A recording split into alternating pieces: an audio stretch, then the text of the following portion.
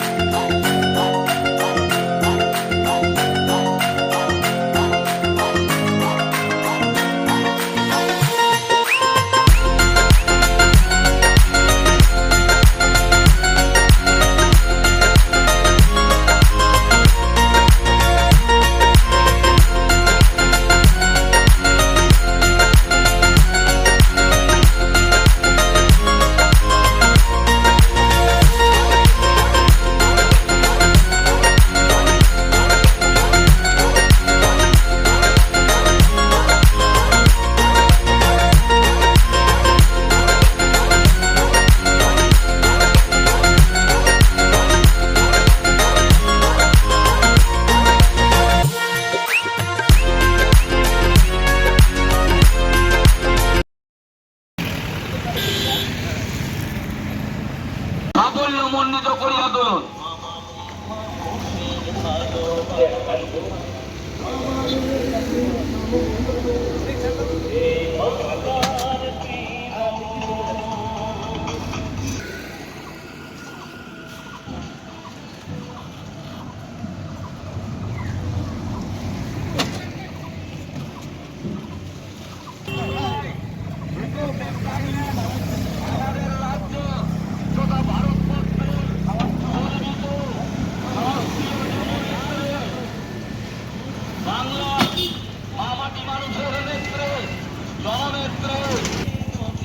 বাংলার অগ্নিকন্যা মমতা ব্যানার্জির জনসভায় আপনাদের উপস্থিতি, আপনাদের সহযোগিতা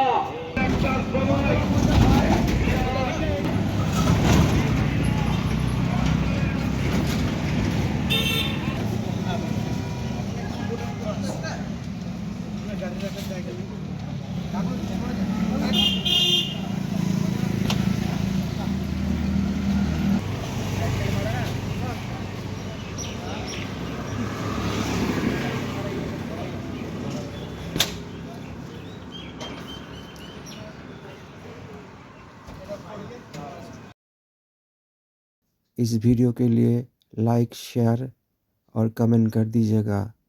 और हाँ, चैनल को सब्सक्राइब ज़रूर कीजिएगा। Thank you so much. इतने देर तक हमारे साथ बने रहने के लिए आप लोगों को बहुत बहुत धन्यवाद।